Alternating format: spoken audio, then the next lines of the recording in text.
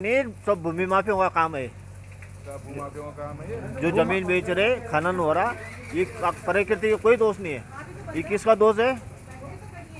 High पैसा बस। पर अब इनमें क्या बताएं, हम तो छोटे आदमी, हम अब बड़े आदमियों के बीच में हम नहीं बोल सकते।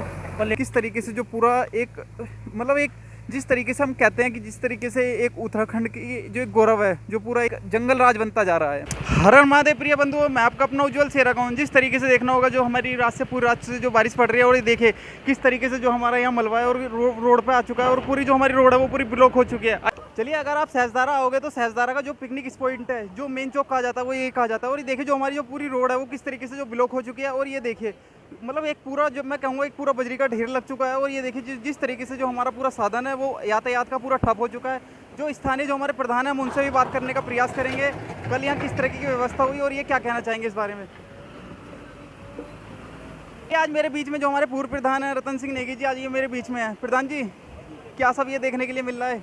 ये हाँ, बादल फट गया छोटा सा ऊपर पहाड़ पे और पानी आ गया ज़्यादा। अब ये पूरा भर गया, दुकानें दब गई, यहाँ पर पार्किंग दब गई, गाड़ियाँ दब गई, काफ़ी नुकसान हो गया।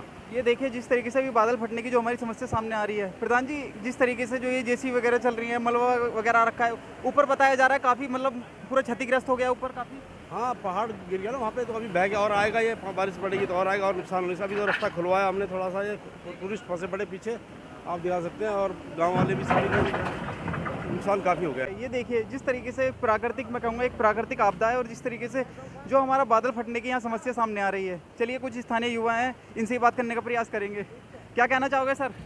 सर, ये रात भर अतिवृष्टि के कारण हुआ है। लगातार बारिश होने के कारण लगता है कहीं पे बादल फट गया है। इस तरह की बहुत दिक्कतें हो गई, रोड जाम हो गए, सबको दिक्कत हो रही है। अभी जैसे कुछ दिन पहले हमें जो हमारा ब्रह्मपुरी है वहाँ भी ये देखने के लिए मिलता है, वहाँ जैसे मानवीय आपदा थी, तो जिस तरीके से पहाड़ में ये देखने के लिए दिन पे दिन मिल रहा है, इसको लेकर आप क्या कहोगे? जी, ये भी बहुत गलत घटनाएं हैं। लगातार पहाड़ों को खोदा जा रहा है, उसकी वजह से भी नुकसान हो रहा है। पहाड़ दरक जाते हैं और मलबा वलबा आके क्षतिग्रस्त हो जाते हैं, सड़कें, लोगों के घर।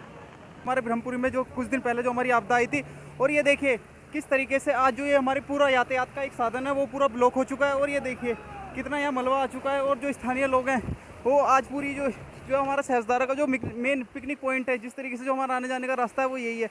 और ये देखिए जो आज हमारे पहाड़ों की स्थिति वो कितना हो चुका है, और जो पूरा ऊपर तक जो मलबा है, ये देखिए कितनी भयंकर स्थिति हो चुकी है आज यहाँ की। और जो पूरा आने जाने का यातायात है वो पूरा ठप हो गया। मैं दिखाना चाहूँगा, मैं थोड़ा सा आज ऊपर भी लेकर जाने का प्रयास करूँगा। यहाँ चढ़ने में इतनी दिक्कत हो रही है, तो सोचिए कि कितने यहाँ मतलब कितनी परेशानी आ रही होगी। चलिए, जो यहाँ के स्थानीय लोग हैं हम इनसे भी बात करने का प्रयास करेंगे। जिस तरीके से आज हमारा एक प्राकृतिक आपदा का नाम दिया जा रहा है, लेकिन मान कुछ चंद जो हमारे पैसों के जो स्वार्थी के कारण आज ये देखे जो हमारे पहाड़ों में किस तरीके के कुछ भूमि माफिया और जो हमारे खनन माफिया हैं, उन्होंने जो हमारे पहाड़ों की स्थिति का क्या हाल कर दिया है। मैं एक बार ऊपर तक दिखाना चाहूँगा। ये देखिए कि पूरी रात एक जिस तरीके से जो हमारी बारिश पड़ी, और ये देखिए जो हमारे पहाड़ों का कितना एक बुरा हाल हो चुका है। चलिए, आज कुछ स्थानीय लोग हम इनसे भी बात करने का प्रयास करेंगे। रात यहाँ क्या माहौल हुआ सर? किस तरीके की घटना घटी रात यहाँ, थोड़ा सा बताइए। ये तो पिछली बार भी हुआ सर, पिछली बार भी ये मलबा आया था, 2-3 मकान के अंदर पानी चल गया था, उस समय भी हम मौजूद थे।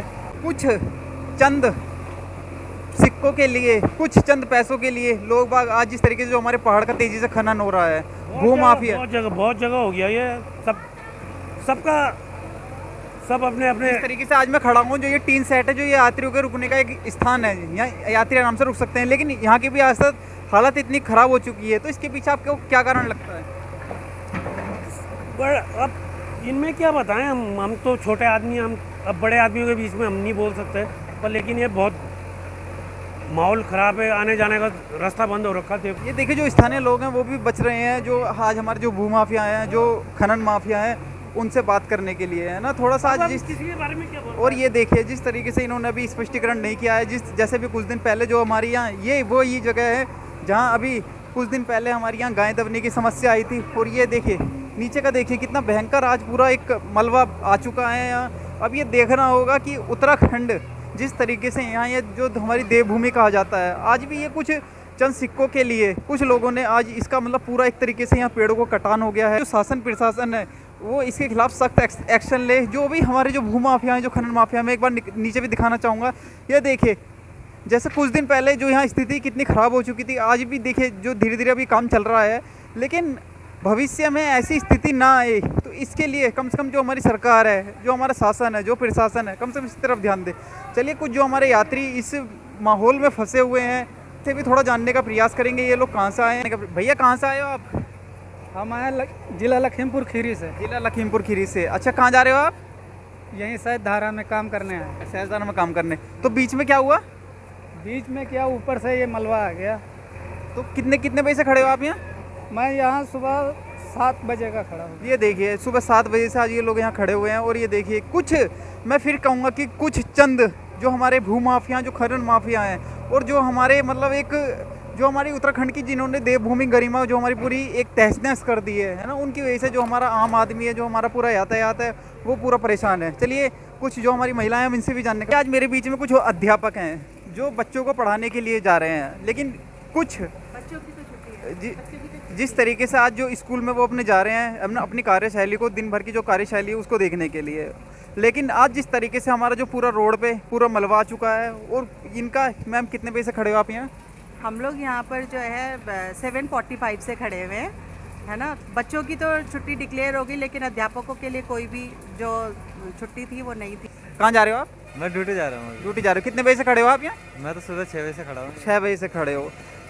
एक तो होती है हमारी मानवीय आपदा जो मानव के द्वारा की जाती है, एक होती है हमारी प्राकृतिक आपदा। तो आपको ये क्या लगती है, ये प्राकृतिक आपदा लगती है, मानवीय आपदा है? ये तो मानवीय आपदा है ना। ये कुछ प्लॉटिंग चल रही है, मलबा गिर रहा है, पानी की कोई सुविधा नहीं, निकासी नहीं है, इसी वजह से पानी आ ही रहा है नीचे भर मलबा। जिस तरीके से यहाँ भू कानून की मांग चल रही है, क्या ये लागू होना चाहिए, नहीं होना चाहिए? लागू होना जरूरी है भू कानून तो, क्योंकि बाहर के लोग आ रहे हैं, कटिंग कर रहे हैं, पहाड़ों की छेड़छाड़ी करने, पहाड़ गिरते जा रहे हैं, कोई देखने वाला नहीं है, चीज़ों पर ध्यान नहीं कर रहा कोई इस चीज़ की। तो क्या कहना चाहोगे जिस तरीके से आज ये पूरा मलबा रखा है और कुछ लोग इसे प्राकृतिक आपदा का नाम दे रहे हैं, क्या कहना चाहोगे आप इस बारे में? नहीं, सब भूमि माफियों का काम है। उसके अंदर 3.8 का सेक्शन है ये देहरादून का। उसके बावजूद पैसिफिक पूरे को यहाँ पे इजाजत कैसे दी गई, हमें समझ नहीं आया आज तक। देहरादून के अंदर आपने मल्टी स्टोरी बिल्डिंग खड़ी कर दी है कि आपके पहाड़ इस लायक हैं कि वो इसको झेल सकें। देखिए रिजल्ट सामने, झेलते हम लोग हैं। मैं पैसा कमा लूँ, जो जाएगा जाएगा, जो मरेगा मरेगा। सर, शासन प्रशासन समय पर रहते हुए कार्रवाई क्यों नहीं कर पाता? इसके पीछे आपको क्या कारण लग पाता है? जरूरत क्या है? जरूरत क्या है? सब भोगने के लिए तो जनता है ना, जनता भुगते ही हर चीज़ के लिए हैं। शासन प्रशासन वहाँ से अध्यादेश देता है या अपने नोट गिनते हैं बाद में, क्योंकि ये परमिशन कैसे मिलती है सबको पता है, इस चीज़ का कोई छुपा नहीं है। सर, जिस तरीके से कहा जाता है कि जो नेता होता है वो देश का पिता होता है, देश को पिता नहीं है कि मतलब खुद भूखा रहकर बच्चों के लिए मतलब एक खाने की व्यवस्था करता है। तो क्या आपको लगता है कि जो हमारी वर्तमान में जो राजनीति है ये अपने पिता का फर्ज निभा रहे हैं? सर, पिता का दुनिया पीता के फर्ज जरूर निभा रही है ये कह सकते हैं सिंपली। हर तरफ से जनता ही पिस रही है, सिर्फ जनता पिस रही है। कहाँ जा रहे हो आप? सर, मेरा पेशेंट है नीचे, उसको देखने जा रहा हूँ। ये देखिए, आज जो हमारे बीच में हमारे डॉक्टर साहब हैं, ये भी अपने जो पेशेंट को लेकर फंसे हुए हैं। अब ये देखिए, कुछ चंद मुट्ठी भर पैसों जो हमारे भू माफिया हैं, जो खनन माफिया हैं, उनके कारण आज मतलब पूरा यातायात पूरा ठप हो चुका है। और सर, कुछ लोग तो इसे प्राकृतिक कह रहे हैं कि बादल फटा है और तो इस वजह से ये सारा मलबा आ रखा है, काफ़ी बारिश हो रखी है, तो इस वजह से ये सारा मतलब सुचारू रूप से बंद है। पहले तो ऐसा कभी नहीं हुआ करता था, ऐसा अभी क्यों होने शुरू हो गया कि लगातार ये सारे पहाड़ ढहने शुरू हो गए। ठीक है, प्राकृतिक आपदाएं आती हैं, पर जिस हिसाब से हम देखना है, चाहे वो केदारनाथ हो, तो कुछ भी आप देख लीजिए, जो भी आपदाएं हैं उसकी रिस्पॉन्सिबिलिटी सिर्फ और सिर्फ हम लोग हैं, कोई और नहीं है। अंत में, जिस तरीके से उत्तराखंड को जो हमारी देवभूमि कहा जाता है, क्या आपको लगता है कि जिस तरीके से अभी यहाँ दिन पे दिन जैसे तेज़ी से विकास हो रहा है, कुछ लोग जैसे अभी सहजदार रोड पे सर हमारा 2600 पेड़ों का कटान को लेकर आदेश आया था, लेकिन अभी उस पर स्टे लग चुका है, उसमें से 500 से ज़्यादा पेड़ हमारे कट चुके हैं, लेकिन सरकार उसे विकास का नाम दे रही है, लेकिन कुछ लोग उसे विनाश का नाम दे रहे हैं। तो आपको क्या लगता है सर? विनाश का नाम है सर। एक तरफ हमारी कोर्ट कहती है कि एक फलदार वृक्ष को काटने पे 302-307 लगती है, तो मैं पूछता हूँ जो फल से लदे हुए पेड़ थे आम के, वो क्यों काटे गए? और जिनको काटने तो सब काट चुके हैं, जो नहीं कटने वाले पेड़ तक शुरू हो गए हैं, केवल असली पेड़ तो कट चुके हैं सके तो, और जिनकी जेब भरनी थी भर चुके हैं।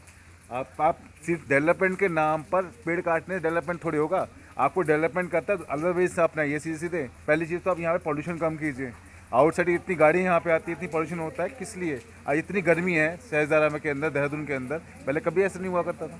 लेकिन जिस तरीके से जो सरकार है वो जल जंगल ज़मीन को लेकर हमेशा खड़ी रहती है, इसके लिए आप क्या कहना चाहोगे? मुझे तो ऐसा कुछ नज़र नहीं आता सर। सर, क्या लगता है जिस तरीके से पिछले मतलब यहाँ बीजेपी का भी राज रहा, कांग्रेस का भी राज रहा, मतलब दोनों की सरकार कैसी, मतलब कौन सी बेस्ट सरकार थी, या मतलब सारे नेता हमारे एक से ही हैं? क्या कहना चाहोगे इस बारे में आप? सर, उम्मीदें बहुत थी, लेकिन सच कहें तो खरी नहीं होती। हाँ, डेवलपमेंट हुआ है, सड़कों का डेवलपमेंट हुआ है, वो हम मानते हैं कि आज हमारी दूरियां बहुत कम हो गई है, बहुत अच्छी बात है। लेकिन शायद कहीं ना कहीं कुछ ना कुछ त्रुटि अभी भी बाकी है, इस त्रुटि को करना ज़रूरी है। ये देखिए जो आज जिस तरीके से जो हमारे डॉक्टर साहब है वो भी हमारे यातायात में एक पूरे मतलब जिस तरीके से इन्होंने बताया कि कुछ मानवीय द्वारा जिस तरीके से ये आपदा आई हुई है, और ये देखिए जो पूरी रोड पे किस तरीके से जो पूरे पत्थर आ रखे हैं, है ना। मैं और थोड़ा सा दिखाना चाहूँगा, चलिए ऊपर की तरफ चलते हैं। चलिए, जिस तरीके से हमारी प्राकृतिक को माँ जगदम्बा का रूप कहा जाता है, और जगदम्बा में जिस तरीके से हमें सरस्वती का रूप देखने के लिए मिलता है, लक्ष्मी का रूप देखने के लिए मिलता है, लेकिन जो सबसे भयानक रूप होता है महाकाली का। और ये देखिए आज जिस तरीके से उत्तराखंड में हमें महाकाली का रूप देखने के लिए मिल रहा है। कुछ लोग आज ये महाकाली का रूप हमें इसलिए देखने के लिए मिल रहा है कि ताकि कुछ चंद, फिर मैं एक बार बार यही कहूँगा कि कुछ चंद जो हमारे सिक्कों के कारण कुछ लोग इसे हमारी देवभूमि का जो गौरव है वो हमारा नष्ट करते जा रहे हैं। ये देखिए जो पेड़ हैं, है ना, ये देखिए ऊपर से कैसे टूट टूट के आ रहे हैं और कैसे गिर गिर के आ रहे हैं। ये देखिए जिस तरीके से एक पेड़ को लगाने के लिए, अगर इस पेड़ की मैं बात करूँ तो कम से कम ये एक जितना हम अपना पूरा जीवन बिता देते हैं, जितना एक आदमी जीता है 50 साल, 100 साल, 60 साल, 70 साल, है ना, ये पेड़ इतने टाइम में ये इतना बड़ा होते हैं। और ये देखिए मतलब कैसे ये गिर गिर कर आ रहे हैं और इनकी जड़ें हैं वो कैसे खोखली होती जा रही हैं। जिस तरीके से पहाड़ों का अपना एक गौरव कहा जाता है, पहाड़ों का एक उत्तराखंड को हमेशा एक सुंदरता के रूप में देखा जाता है। और यहाँ देखिए किस तरीके से जो पूरा एक मतलब एक जिस तरीके से हम कहते हैं कि जिस तरीके से एक उत्तराखंड की जो एक गौरव है, जो पूरा एक जंगल राज बनता जा रहा है। मैं आपका अपना उज्ज्वल सेरा गाँव, जय हिंद, जय भारत।